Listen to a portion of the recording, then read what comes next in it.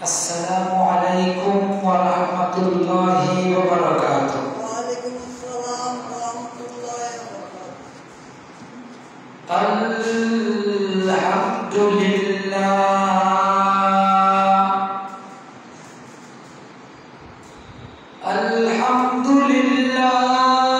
zayyanan nabiyyina bihabibihil Mustafa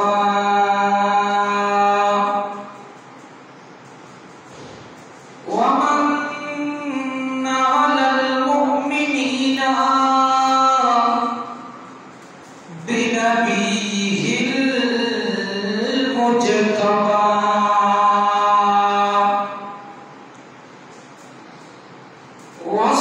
wassalatu wassalamu ala khairil wara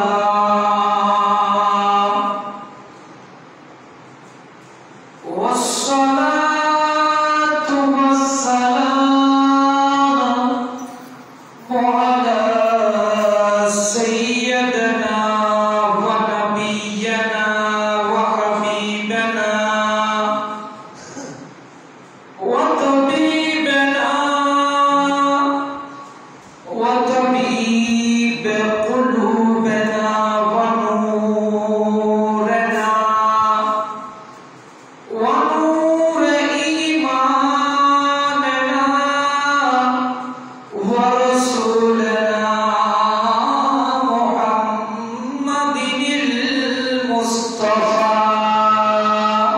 sallallahu alaihi wasallam wa ala alihi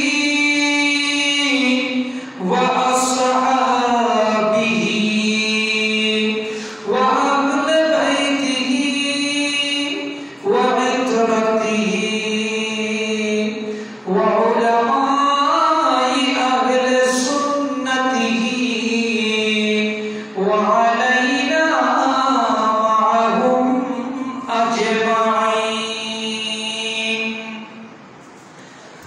Amma ba'du faqad qala Allah ta'ala azza wa jalla fi shan habibihi wa mahbubihi wa ma'shuqihi wa matlubihi آمرا ومخبرا إن الله وملائكته يصلون على النبي يا أيها الذين آمنوا صلوا عليه وسلموا تسليما صلى الله على محمد صلى الله على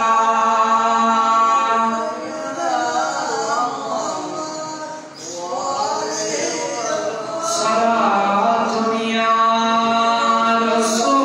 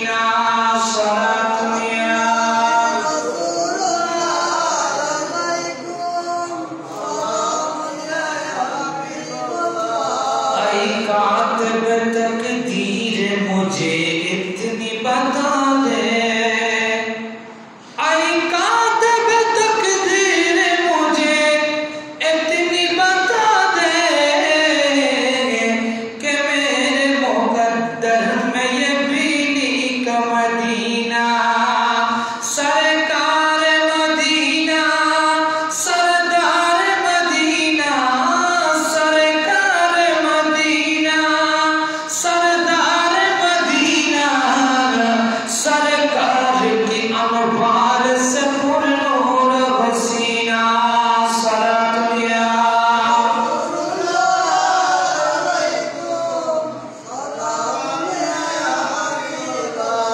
أعوذ بالله من الشيطان الرجيم بفضل بسم الله الرحمن الرحيم وهو الذي جعل لكم الليل والنهار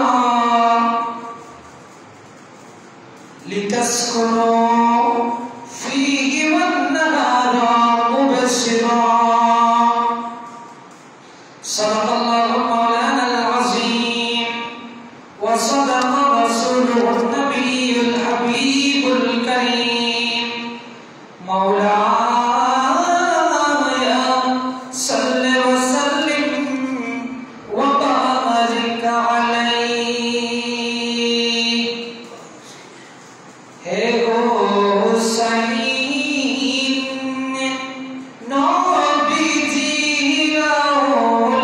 औलाद सालम जानाई मोरा तुम्हाई सालम जानाई मोरा तुम्हाई है हुसैन नबीजी औलाद सालम जानाई मोरा तुम्हाई सालम जानाई मोरा तुम्हाई जे माताई हाथ भूलिए गुम परातन अम्मा फातिमाए जे माताई हाथ भूलिए गुम परातन अम्मा फातिमाए की बाबे সেই মাতাকে কি পাবে সেই মাতাকে নীল তারা তীরে রোবাই হে হোসাইন নবীজির औलाद সালাম জানাই মৌলা তোমায় যে গলাই চুমকে তেন খোদার হাবিব নবী মুস্তাফাই কি পাবে এজিদের দল কি পাবে এজিদের দল সেই গলাতে তলোয়ার চালাই হোসাইন নবীজির औलाद সালাম জানাই মোরা তোমায় ঐতিহ্যবাহী পটিয়ালা আওতাধীন পূর্ব মালিয়ারা বাইতুল জান্নাত জামে মসজিদে যথাসময়ে আগত মুসল্লিন کرام পরমসিদ মুসলাত খাওয়াতিন আযম রাহিমানা ওয়া রাহিমাকুমুল্লাহু তাআলা ফিদ দারাইন আসসালামু আলাইকুম ওয়া রাহমাতুল্লাহি ওয়া বারাকাতুহু ওয়ালাইকুম আসসালাম ওয়া রাহমাতুল্লাহি ওয়া বারাকাতুহু আমরা সর্বপ্রথম ওই মহান সত্তার দরবারে শুকরিয়া জ্ঞাপন করছি যে আল্লাহ আমাদেরকে আরবি একটি মাস পুরোনায় শেষ করে আরেকটি আরবি নতুন বছরে পদার্পণ করার জন্য হায়াতে তাইয়্যিবা দিয়েছেন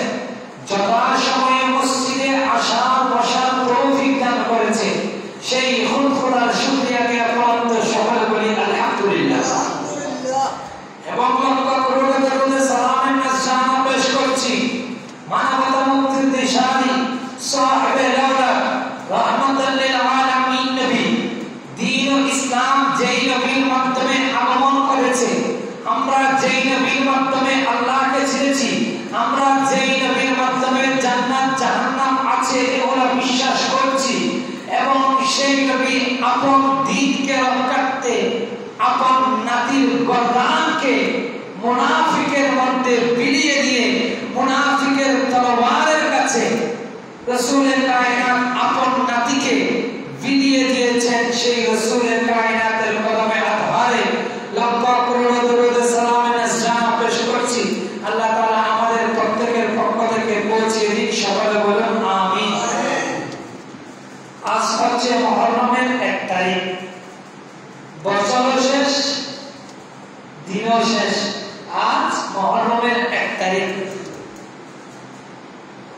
সেই সুবাদে মুহররম মাসের ফজিলত, বিশেষত যখন মুহররমের চাঁদ উদিত হয়, মুমিনের অন্তর কম্পন করে। যাদের অন্তরের মধ্যে আলে বাইতের রাসূলের মহব্বত রয়েছে, যাদের অন্তরের মধ্যে নবীর ইশক ও মহব্বত রয়েছে, তারা আপন ঘরের মধ্যে বলে, বাবা দেখো মুহররমের চাঁদ উদিত হয়েছে। ইসলামকে রক্ষা করার জন্য, আপন নানার দ্বীনকে রক্ষা করার জন্য হযরতে ইমাম হুসাইন তরবারের নিচে নিজের গর্দান বিলিয়ে দিয়েছে। বিলিয়ে দিতে দ্বিধাবোধ করেন নাই, আপন নানার দ্বীনকে রক্ষা করার জন্য। সুবহানাল্লাহ।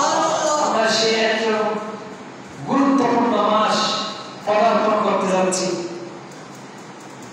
আল্লাহ তাআলা কোরআনে কারীমের মধ্যে বলেন, ওয়া হুয়াল্লাযী জাআলা লাকুমুল লাইলা ওয়ান নাহারা খিলফাতান লিমান আরাদা আন ইয়াযযাক্কারা আও আরাদা শুকুরা।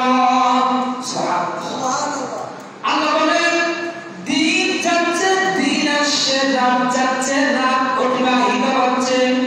কোন ব্যক্তির হায়াত যদি 50 বছর থাকে, 1 বছর চলে যাওয়া মানে ওই ব্যক্তির কাছ থেকে ওই ব্যক্তি একদিন আগে কবরে চলে গিয়েছে। আমার কাছ থেকে 1 বছর হায়াত অতিবাহিত হয়ে যাওয়া মানে আমি কবরের দিকে 1 বছর সামনে এগিয়ে গিয়েছি। আল্লাহ বলেন, ওয়া হুয়াল্লাযী জাআলা লাকুমুল লাইলা ওয়ান নাহারা খিলফাতান লিমান আরাদা। দিন যাচ্ছে, রাত যাচ্ছে, কিছু কিছু মানুষের কোনো দ্বিধাবোধ নাই, চিন্তাধারার মধ্যে নাই। আমি কবরের মধ্যে যাব, কবরের মধ্যে যাওয়ার পর আমাকে মুনকার নাকিরের সামনে দাঁড়াতে হবে, আমাকে আমার রাসূলের কায়নাতের কাছে জবাবদিহি করতে হবে, আমাকে আমার আল্লাহর সামনে আমি দুনিয়ায় থাকা অবস্থায় কি করেছি, আমার হায়াত কিভাবে কাটিয়েছি, কোন পথে কাটিয়েছি, আমাকে আল্লাহর সামনে দাঁড়াতে হবে। কিছু কিছু মানুষের কাছে এই চিন্তাধারাটা, আল্লাহ বলেন, লিমান আরাদা আন ইয়াযাক্কারা। আল্লাহ বলেন, ওদের কাছে চিন্তাধারা আছে, ওরাই জিকির করে, আন ইয়াযাক্কারা আও ইবাদা শুকুরা। সুবহানাল্লাহ। আল্লাহ বলেন, দিন যাচ্ছে, রাত যাচ্ছে, তাদের কাছে মাথা ব্যথা হয়, চিন্তা তাদের কাছে আছে। যাদের কাছে এই চিন্তাটা আছে, আমার কাছে একদিন অতিবাহিত হয়ে গিয়েছে, 1 রাত আমার কাছ থেকে চলে গিয়েছে, আরবি 1 বছর আমার কাছ থেকে চলে গিয়েছে। আমি ইবাদত কতটুকু করেছি, আল্লাহর কাছে কতটুকু পৌঁছাতে পেরেছি, এবং আমার গুনাহের বোঝা কতটুকু কমাতে পেরেছি, এই চিন্তাগুলো তারাই করবে। আল্লাহ বলেন, আল্লাহ ইয়াযাক্কারা ইবাদান শাকুরা। ওই সমস্ত বান্দারা চিন্তা করবে যাদেরকে আমি ইসলাম দেওয়ার পর যারা শুকরিয়া করেছে, যাদেরকে নামাজ দিয়েছি তারা নামাজ আদায় করছে, যাদেরকে রোজা দিয়েছি রোজা পালন করছে, হজ যাকাত ইসলামী আইন কানুনগুলো যারা মেনে চলছে, তারাই চিন্তা করে। সুবহানাল্লাহ। আল্লাহর কথা স্পষ্ট না? আল্লাহ বলে দিচ্ছে, দিন যাচ্ছে, রাত যাচ্ছে, যার কাছে তার কাছে এগুলো নিয়ে চিন্তাটা থাকবে না। যেই ব্যক্তি আল্লাহর শুকরগুজার হবে, আল্লাহর যে শুকরিয়া জ্ঞাপন করবে, আল্লাহ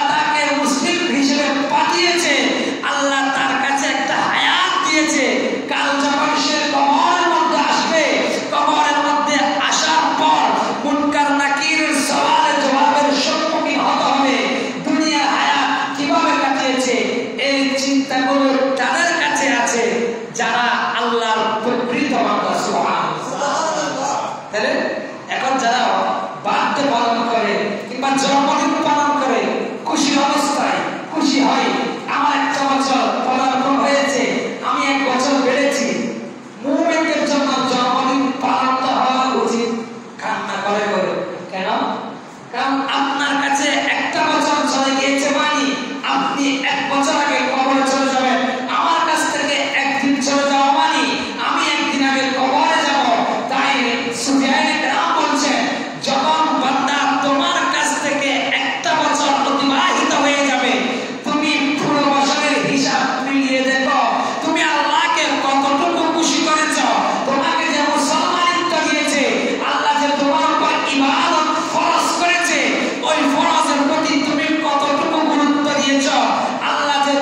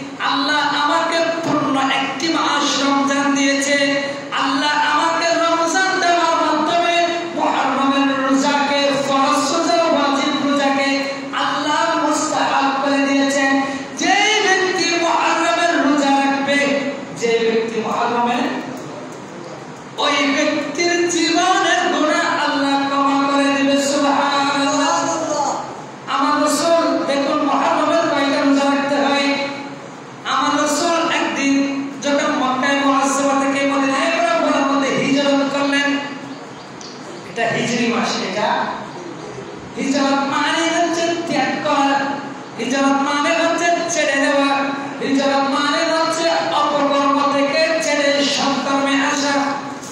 হাদিসে মুকদ্দাসের মধ্যে বলেন আল ইন্তিকালু মিন দারিল খাউফি ইলা দারিল আমালি ওয়া ইন্তিকালু ইলা আরদিল কুফরি ইলা আরদিল ঈমান। সুবহানাল্লাহ।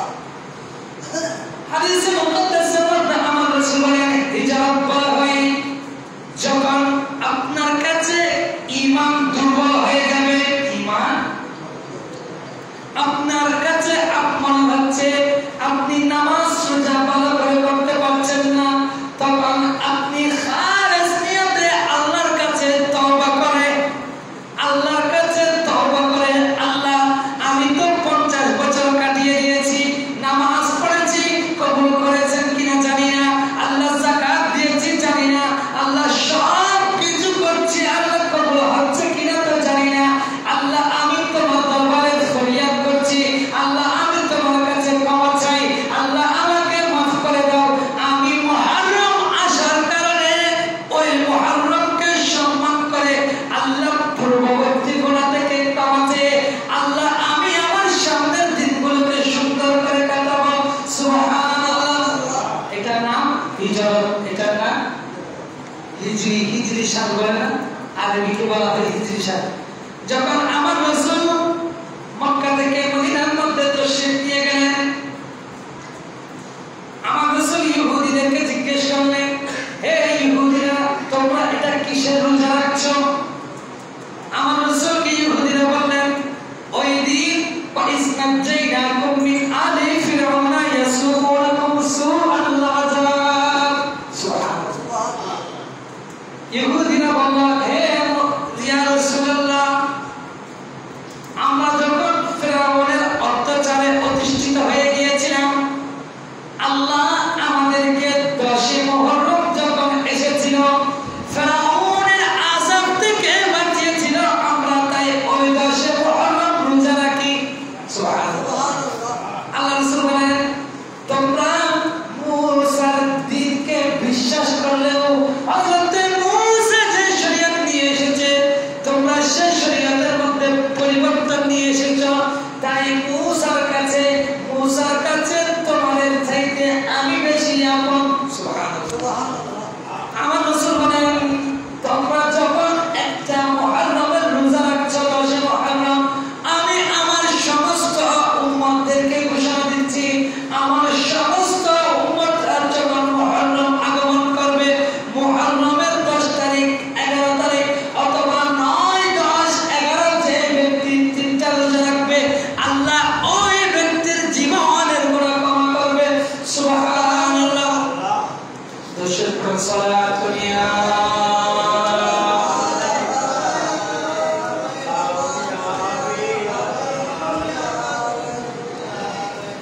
যখন আরবি মাস প্রথম যখন ইসলামের দরকার ছিল তখন মানুষ এত লেখাপড়া জানত। হযরত আবু মুসা আশআরী রাদিয়াল্লাহু তাআলা হযরত ফারুক আযমের কাছে একটা চিঠি লিখলেন। চিঠিতে যখন তারিখ দেখলেন না এই আরবি মাসগুলো কিভাবে আসছে, হযরত আবু মুসা আশআরী একটা চিঠি লিখলেন। চিঠি লিখার পর দেখলেন হযরত উমর ফারুক ওই চিঠিতে তারিখ নেই। হযরত ফারুক আযম চিন্তা করলেন যদি এভাবে চলে কারণ দেখবেন আরবি মুসলমানের জীবনের প্রতিটি সংস্কৃতি, নামাজ চাঁদের সাথে সম্পৃক্ত, রোজা চাঁদের সাথে, হজ চাঁদের সাথে, যাকাত তাও অতিরিক্ত সওয়াবের আশায় দিতে চান রমজানে, তাও চাঁদের সাথে সম্পৃক্ত, কারণ মুসলমানদের প্রত্যেকটা ইবাদত চাঁদ সম্পর্কিত। সুবহানাল্লাহ। হযরত ফারুক আযম চিন্তা করলেন আমরা যারা আসমানের মধ্যে তারকা দেখে দিন নির্ধারণ করি, ফজরের ওয়াক্ত কখন নির্ধারণ করি, জোহর আসর মাগরিবের ওয়াক্ত নির্ধারণ করছি, এমন সময় আসবে রমজান কখন আসে, মুহররম কখন আসে, আমার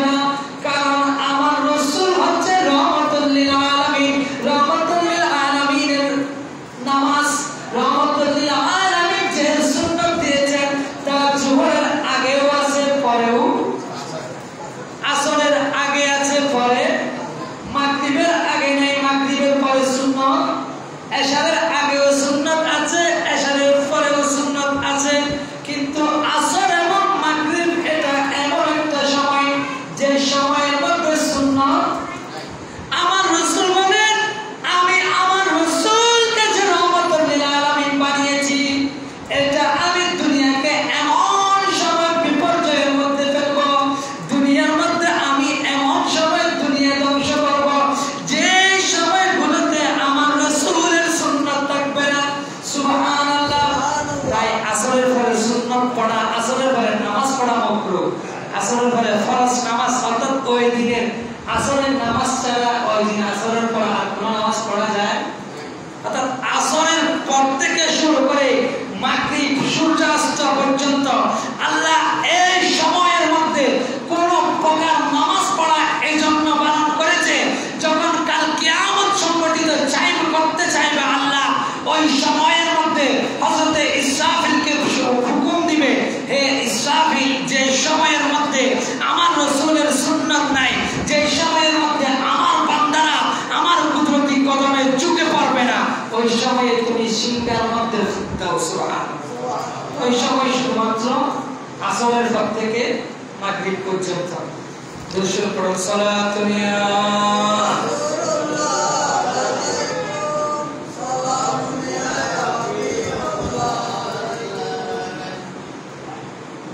একজন ফকির একজন বাদশার দরবারে গেল। রওজাতুস সালেহিন দেখুন 10 মুহররম কিছু করতে না পারলেও অন্তত ফকিরকে 5টা টাকা হলেও দিবেন। যদি ফকিরকে টাকা দেন 10 মুহররম এমনি দেওয়া যায়, কিন্তু ওই দিনের স্পেশাল ফজিলত। একজন বাদশার কাছে একজন ফকির আসলো। ফকিরটা যখন বাদশার দরবারে আসলো বলল, হুজুর আমাকে কিছু দিন। কারণ আমাদের সমাজে এরকম মানুষ নেই, ফকির আসলে বলে হতাম বাদ করে কাজ করি। উনি যখন বাচ্চার দরবারের মধ্যে গেলেন, বাচ্চার কাছে যাচ্ছে, বাচ্চা আমি অনেক দূর থেকে এসেছি, আমি আমার সন্তান নিয়ে স্ত্রী পুত্র নিয়ে সমস্যার মধ্যে পড়ে আপনার দরবারে এসেছি, আমাকে কিছু দান করুন। বাচ্চা বলল, তুমি জোহরের পরে আসো। ওই ভিখারি রাস্তায় রাস্তায় জোহর পর্যন্ত বলল, জোহরের সময় আবার বাচ্চার দরবারে আসলো।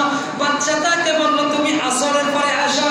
যখন এভাবে সময় পরিবর্তন করতে লাগলো, ওই ভিখারির অন্তর যখন ভেঙে গেল, ওই ভিখারি চলে গেল।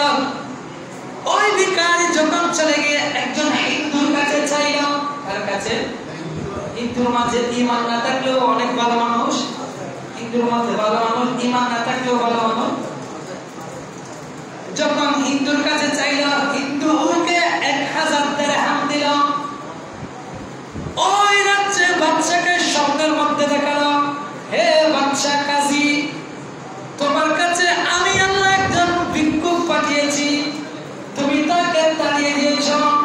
তুমি যদি তাকে আজ 10 মুহররম উপলক্ষে যদি তাকে কিছু দান করতা, ইয়াউমে আশুরা আমার রাসূলের মাধ্যমে দুনিয়ার সৃষ্টি থেকে শুরু করে আজ পর্যন্ত আমি ইয়াউমে আশুরা 10 মুহররমকে দিক বিদিক দিয়ে ফজিলত দিয়েছি। সেই ফজিলতের কথা চিন্তা করে তুমি যদি ভিক্ষুককে কিছু দিতা, আমি দুনিয়ার বাদশার জন্য জান্নাতের মধ্যে একটা স্বর্ণের ঘর বানাতাম, একটা ইয়াকুত পাথরের ঘর বানাতাম। সুবহানাল্লাহ। এখন স্বপ্নে দেখালেন আমি এই ঘরটা হিন্দুকে দিয়ে দিয়েছি, কিন্তু হিন্দুরা কালেমা পড়া ছাড়া তো জান্নাতে যাওয়া যাবে। সকালবেলা হলো, বাচ্চা যখন সকাল করলেন ওই হিন্দুর দরবারে গেলেন। হিন্দুর ঘরে গিয়ে বললেন, হে হিন্দু, তোমার কাছে গতকাল যে একটা ফকির এসেছে, তুমি তাকে 1000 দিরহাম দান করেছ, আমি স্বপ্নের মধ্যে দেখেছি, আমি তোমাকে সে 1000 দিরহাম দিচ্ছি। তুমি ওই ফকিরকে দেওয়ার সময় যে নিয়তটা করেছ, আল্লাহর একজন বান্দার উপর ইহসান করেছ। কারণ তুমি হিন্দু হিসেবে যখন শুনেছ ইয়াউমে আশুরা দিন যখন কেউ রোজা রাখবে, যখন কেউ দান করবে, আল্লাহ তার উপর খুশি হয়ে যাবে, আল্লাহ তার জীবনের গুনাহ ক্ষমা করবে।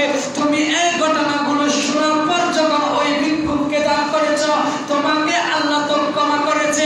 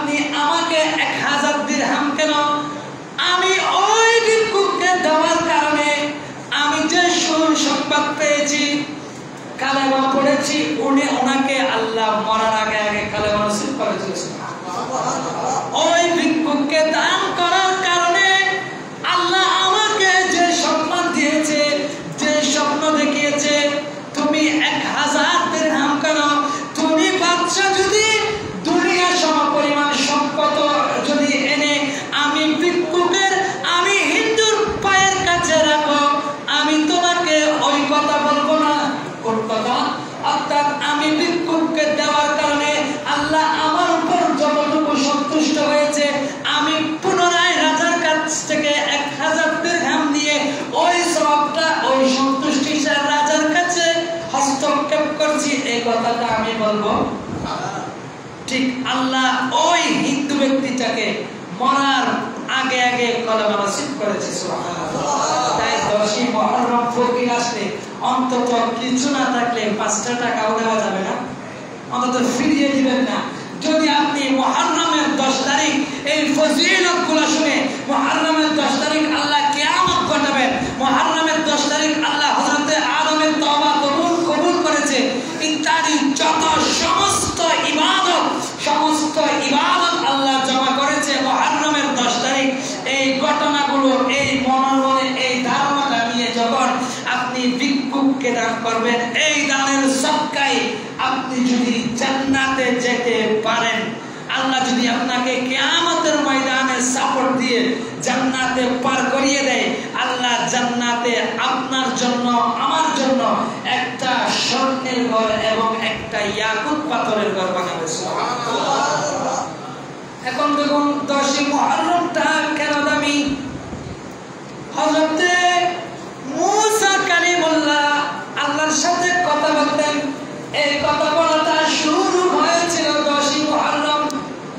হযরত মুসা যখন ফেরাউনের সাথে ঝগড়ার মধ্যে লাগলেন, হযরত মুসা আলাইহিস সালাতু ওয়াস সালামের সম্প্রদায়কে যখন ফেরাউন অত্যাচার করেছিল, হযরত মুসাকে আল্লাহ বললেন, হে মুসা, তুমি সমুদ্রের মধ্যে দিয়ে পাড়ি দেওয়ার সময় তোমার হাতের মধ্যে যে লাঠি আছে ওই লাঠি দিয়ে সমুদ্রে আঘাত করো। আল্লাহ বলেন হযরত মুসা সমুদ্রের মধ্যে যেদিন আঘাত করেছিল ওই দিন ছিল 10 মুহররম। সুবহানাল্লাহ। হযরত ইব্রাহিম যেদিন জন্মগ্রহণ করেছিল ওই দিন ছিল 10। হযরত আদম আলাইহিস সালাতু ওয়াস সালাম যখন জান্নাত থেকে চলে এসেছিলেন, প্রায় 300 বছর, 350 বছর আল্লাহর কাছে ফরিয়াদ করে করে কান্না করছিল, আল্লাহ ফরিয়াদ কবুল করছে না। একদিন যখন 10 মুহররম আসলো, আল্লাহ হযরত আদমের মাইন্ডের মধ্যে ঢুকিয়ে দিল, আমি যখন জান্নাতের মধ্যে ছিলাম, জান্নাতের লতায় লতায় একজন মুহাম্মদুর রাসূলুল্লাহর নাম দেখেছি, আল্লাহর নামের পাশে একজন রাসূলের কালেমা দেখেছি, আল্লাহর নামের পাশে মুহাম্মদুর রাসূলুল্লাহ একটা দেখা দেখেছি।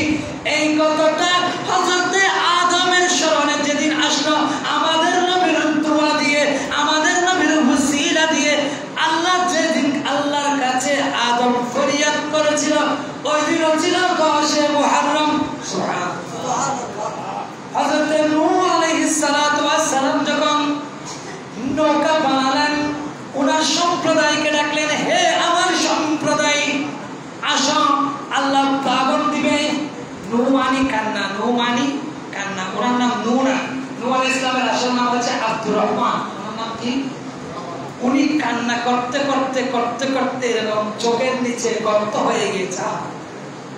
আর আমরা কোথায়? ওনারা তো নিশ্চিত জান্নাতে যাবেন, আমাদের তো জান্নাতের যা বলে জান্নাতে না, কবরের মধ্যে মুনকার নাকির সওয়ালের জবাব দিতে পারবো, এই ধারণাটাও আমাদের এখনো ইয়াকিনগত হয় নাই। কিন্তু আমাদের দাফটের, আমাদের চলাফেরা, আমাদের ইবাদতের কোনো কিছু ঠিক ঠিকানা দর্শন করুন। সালাত দুনিয়া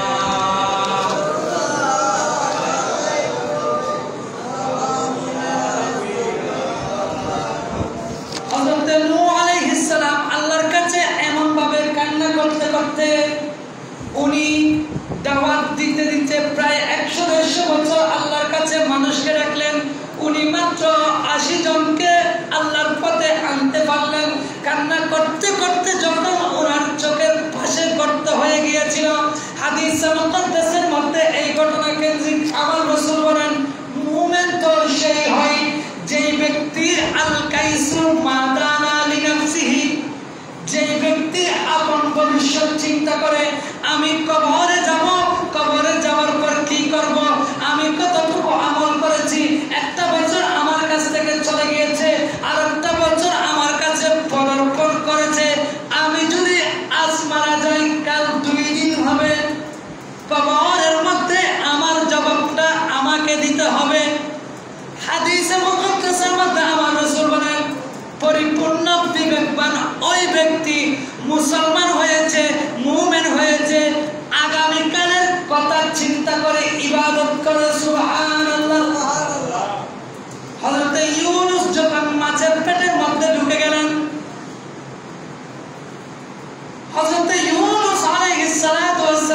ভারতীয় সম্প্রদায়ের লোকদেরকে আল্লাহর পথে ডাকছে। কারণ অনেক মানুষ রাগী হয়, অনেক মানুষ কথা একবার দুইবার তিনবার ভুল করে রেখেছে, এরকম মানুষ নেই।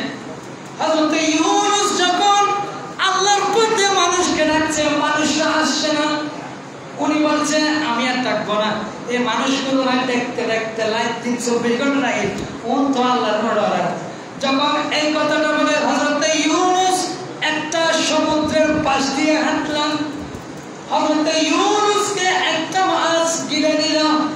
ওই মাছের পেটের মধ্যে ইউনূস আলাইহিস সালাম 40 দিন সফর করার পর আল্লাহর নির্দেশে যেদিন ওই মাছ হযরত ইউনূস আলাইহিস সালামকে পুনরায় দুনিয়ার বুকের মধ্যে ফিরিয়ে দিলেন, ওই দিনটাও ছিল ইয়াউমে আশুরা।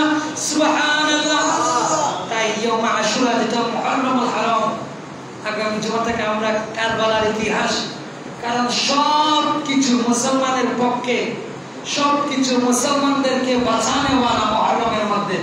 এমনকি আমার রাসূলের আপন নাতি হককে, ইসলামকে নানা জানে ধর্মের মধ্যে যাতে ত্রুটি না লাগে, আপন গর্দান সীমারের হাতে বিলিয়ে দিয়েছে সেই ইমামে হাসনাইনে করিমাইনের উপর আগামী জুমা থেকে ধারাবাহিক আলোচনা হবে।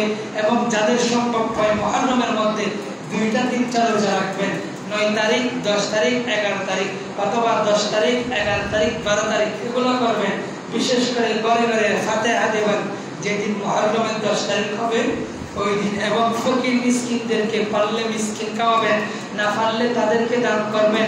যদি তাও না পারেন আপনাদের পাড়া প্রতিবেশী কোনো যদি ইয়েতিম বাচ্চা থাকে, ইয়েতিম বাচ্চার উপর হাত বুলিয়ে দিবেন।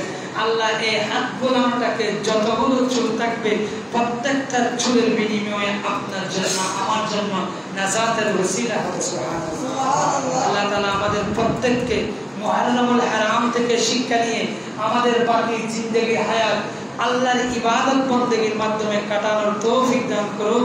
বিশেষ করে আমাদেরকে নামাজ এবং আল্লাহ যে সমস্ত হুদুদ আমাদেরকে বেড়ে দিয়েছে সীমানা, সেই নামাজ তাসবিহ তালিল করে করে, কারণ বাবা মরতে একদিন হবে, আপনি যাই করেন না কেন মরতে হবেই।